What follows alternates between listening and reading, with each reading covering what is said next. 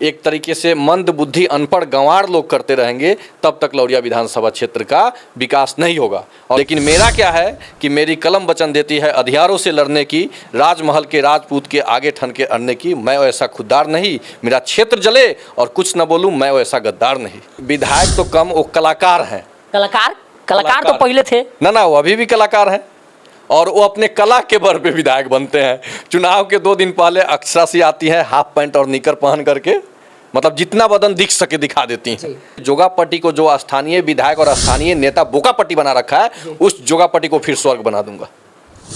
अभी हम साठी में हैं और आपसे आज हम मिलवाएंगे अजितेश कुमार उर्फ बबलू भैया से, और इनका हम परिचय बता देते हैं कि ये लौरिया विधानसभा से चुनाव लड़ चुके हैं। ऐसे तो ये प्रोफेसर हैं, लेकिन प्रोफेसर की नौकरी छोड़कर आखिर क्यों ये राजनीति में कूद पड़े, ये कारण क्या है और क्यों ये लौरिया विधानसभा से चुनाव लड़े हैं, चलिए आज बात करते हैं इसी कुछ मुद्दे पे। स्वागत है सर आपका हमारे चैनल में। जी, वो आपको भी बहुत बहुत धन्यवाद कि आप आए। लौरिया विधानसभा क्षेत्र के अंतर्गत ये साठी पंचायत है और आपका सवाल क्या है कि चुनाव क्यों आप लड़े? जी देखिए, पहला तो अधिकार है किसी भी आदमी का, कोई भी चुनाव लड़ सकता है। पहले भैया कि आप प्रोफेसर का जॉब छोड़ गए, क्यों छोड़ के और चुनावी राजनीति में कूद पड़े? देखिए, जब तक देश की, राष्ट्र की, खास करके लौरिया विधानसभा क्षेत्र की राजनीति एक तरीके से मंद बुद्धि अनपढ़ गंवार लोग करते रहेंगे, तब तक लौरिया विधानसभा क्षेत्र का विकास नहीं होगा। और लौरिया विधानसभा क्षेत्र का विकास नहीं होगा तो चंपारण का विकास नहीं होगा, चंपारण का विकास नहीं होगा तो देश का विकास नहीं होगा। अब आप सोचिएगा कि क्यों ये कह रहे हैं कि लौरिया विधानसभा क्षेत्र के विकास देश के विकास से रिलेटेड है। तो पूरे देश में लौरिया प्रखंड एक ऐसा प्रखंड है जहाँ से एक प्रखंड से सतवरिया में राजकुमार शुक्ला स्वतंत्रता सेनानी, शेख गुलाब, शीतल राय, तीनों यहीं के लौरिया के ही, तो 3 स्वतंत्रता सेनानी इधर के, और इन स्वतंत्रता सेनानियों के सहारे ही महात्मा गांधी को यहाँ बुलाया गया और यहाँ से सत्याग्रह शुरू हुआ और पूरे देश को आज़ादी दिलाया गया। तो लौरिया के युवाओं को यूनाइट करके और भारत को, इस देश को ही इन लफंगे नेताओं से आज़ाद करने के लिए मैं ये लड़ाई लड़ रहा हूँ। अच्छा, क्या कमी रह गई भैया कि आप चुनाव नहीं जीत पाए? अब देखिए, चुनाव जीतने और हारने का जहाँ तक बात है, तो मैं अपना प्रयास किया, चुनाव लड़ने का मैं प्रयास किया और अच्छा टक्कर भी दिया। और चुनाव हारने का जहाँ तक मैं अपना जो बैठक किया अपने कार्यकर्ताओं के चुनाव के उपरांत, तो उसमें यही हमारा आया कि मैं जैसे लॉकडाउन में लोगों को काम आया, चाहे लोग जो भी यहाँ से इलाज कराने जा रहे हैं उनके काम आया, वो सारे लोग अपना वोट तो दिए, लेकिन वो लोग हमारे साथ जो लोग जुड़े हैं वो बाकी लोगों को नहीं मोटिवेट कर पाए। लेकिन जिसका आप मदद किए, जो आप कहना चाहते हैं, वो लोग आपके साथ खड़े रहे, वो आपका समर्थन किए। हाँ। लेकिन जो दूसरे लोग हैं, जो जिनको उनको जोड़ना था, आपके लिए काम करना था, वो जोड़ नहीं पाए। हाँ, यही कारण है कि हर बूथ से लौरिया विधानसभा क्षेत्र में से जो जीता उसको भी शायद हर बूथ से वोट नहीं मिला है, लेकिन मेरा हर बूथ से मेरा कोई ना कोई कार्यकर्ता, कोई ना कोई मेरा दोस्त साथी जिनके काम में मैं आया, जो मेरे काम में आए, वो हमें वोट जरूर दिए। और जिनको लौरिया विधानसभा क्षेत्र के विकास से मतलब है वो हमारे साथ हैं, आज भी हैं और कल भी रहें। अच्छा, आप कितने लोग को लॉकडाउन में मतलब बाहर से बुलवाए हैं, कितने लोग को खाना पहुंचवाए हैं? लगभग 5000 प्लस लोगों को मैं लॉकडाउन में बाहर से बुलवाया और उन सब का लिस्ट भी है। एक बार वो डायरी दीजिएगा, इसमें सबका गांव वाइज सबका नाम और ये लिखा हुआ है, जितने लोगों को मैं ये सब बुलाया, ये सब उन लोगों का नाम है। देख लीजिए, आप यहाँ सामने देख सकते हैं, भैया के पास सबूत है कि ये कितने लोगों का लॉकडाउन में मदद किया है। और देखिए, चुनाव हारने का दूसरा रीज़न क्या था कि मैं चुनाव के समय जो यहाँ के वोट, जो कैश की राजनीति जो लोग करते हैं, पैसे बांटने का, वो काम मैं नहीं किया और मैं वो काम कभी भी नहीं करूँगा। तो एक वो भी रीज़न था। कहीं ना कहीं भैया ये है कि लोग जो आप एहसान कर रहे हैं, जो काम कर रहे हैं, उस पे लोग नहीं, और रातों रात पैसे के दम पे लोग चुनाव जीत जा रहे हैं। नहीं, लोग धीरे धीरे समझ रहे हैं, क्योंकि मुझे उस समय भी फ़ोन आया था एक आदमी का कि चुनाव के समय तो आकर के हमें पैसा दे दिया गया, लेकिन अभी हमें भोजन करने के लिए भोजन तक का पैसा नहीं मिल रहा है।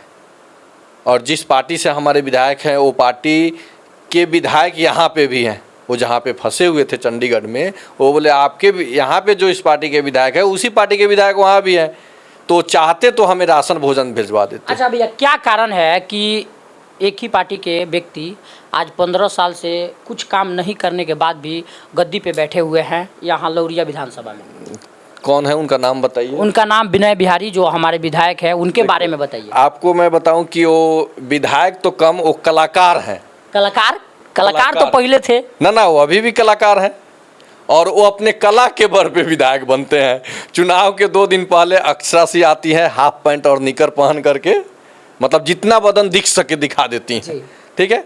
एक और है वो अभी कॉमेडियन करके सांसद भी बने हैं, वो आते हैं 2-3 नचनिया बजनिया को लेकर के आते हैं और यूथ सब जो बेरोजगार यूथ है वो यूथ उनके पीछे लग जाता है। लेकिन मेरा क्या है कि मेरी कलम वचन देती है अधियारों से लड़ने की, राजमहल के राजपूत के आगे ठन के अड़ने की। मैं वैसा खुददार नहीं, मेरा क्षेत्र जले और कुछ न बोलूं, मैं वैसा गद्दार नहीं। अच्छा, तो वैसे यूथ को कहीं ना गलती तो विनय बिहारी में, तब इसको लेके हम नहीं मानेंगे, कहीं ना कहीं गलती तो वहाँ के बेरोजगार, वहाँ के नौजवान लोगों का है, जो अक्षरा सिंह को, पवन सिंह को और निरहुआ को देख के वोट देते हैं। उन लोगों को क्या कहिएगा? बिल्कुल, उन युवाओं से बस यही निवेदन करूँगा कि आप वोट दो दीजिए, अपने आगे वाली पीढ़ी के लिए दीजिए, अपने बच्चों के लिए दीजिए, उस रोड बनवाने के लिए दीजिए, क्योंकि पिछले चुनाव में भी रोड नहीं बना था, 10 साल से रोड नहीं बना ना। तो जो बेतिया से मनुआ पुल होते हुए नौलपुर जो रोड जा रहा है, उस रोड के लिए आप वोट दिए ही नहीं, तो कैंडिडेट तो ये समझ रहा है कि हमें तो वोट मिल ही जा रहा है, हमें रोड के लिए का थोड़ा ही वोट नहीं मिलना है। एक बार रोड के लिए वोट करके देखिए, फिर आपको कैंडिडेट बदलेगा।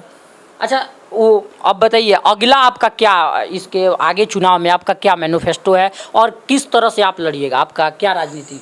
पिछला चुनाव जो मैं लड़ा उसमें भी मैं लिखित रूप में दिया था कि मैंने क्या क्या काम किया। जैसे गरीब बच्चों को पढ़ाया, मेरे पढ़ाए हुए कई बच्चे एम्स में डॉक्टर हैं। उसके अलावा लॉकडाउन में लोगों को बुलवाया, राशन भोजन भिजवाया। यहाँ पे हॉस्पिटल की कमी के चलते और इलाज की व्यवस्था नहीं होने के चलते जो पटना दिल्ली जा रहे हैं वहाँ पे इलाज का व्यवस्था करवाया। ये सारे काम मैं क्या किया हूँ ये भी लिखा था, आगे क्या क्या करना है वो सारी चीज़ मैं दिया। और एक बात भैया, जो लौरिया विधानसभा में अभी आगजनी बहुत ज़्यादा हो रहा है, आगजनी का मामला बहुत आपको देखने को मिला, लेकिन आखिर क्या कारण है कि उतना बड़ा क्षेत्र होने के बाद भी एक भी फायर ब्रिगेड की गाड़ी नहीं मिल रही है? इसका क्या कारण है और आपने इसके लिए क्या प्रयास किया है? आगजनी सबसे पहले जो हुआ इस सीजन में आपके सिसुआ बैरागी पंचायत में हुआ था। हाँ। सुबोध यादव जी का फ़ोन आया मेरे पास। हाँ। मैं खुद गया, वो उनको भेजा पहले आपदा प्रबंधन विभाग में, वो गए, फिर वहाँ से वो लोग भेज दिए बिजली विभाग में कि शॉर्ट सर्किट से आग लगाया तो वहाँ जाइए। फिर मैं जाके आपदा प्रबंधन विभाग में बात किया कि अग्निशामक गाड़ी की व्यवस्था कराया जाए, क्योंकि रोड तो जो बना है स्थानीय विधायक के चलते वो नहीं बन पा रहा हो, चाहे जिनके चलते। अब ये मुख्यमंत्री का दोष देते हैं, मुख्यमंत्री इनका जिनके, और लास्ट में ठेकेदार के दोष जाता है, तो जो कमज़ोर है उसको दोष दे दिया जाता है। तो अग्निशामक की बहुत आवश्यकता है, उसके लिए मैं गया, लेकिन ये लोग दिए नहीं। फिर मैं आपका चमुखा में आग लगा जी, चमुखा में आग, भयंकर आग लगा, 40 घर जले। और वो 40 घर जलने के बाद जो स्थानीय नेता हैं वो आपदा प्रबंधन विभाग से गाड़ी की बात नहीं कर रहे हैं, वहाँ के लोगों को मग और बाल्टी बांट रहे हैं कि आग लगे तो बुझा लेना, और साड़ी दे रहे हैं। सर, वो तो गए भी तो नहीं थे वहाँ, आप जो कह रहे हैं बांट रहे हैं, उस आग लगने के 3 दिन बाद तक वहाँ गए भी नहीं थे। वहाँ के लोग बोल रहे हैं कि वो मर गए हैं। कौन से?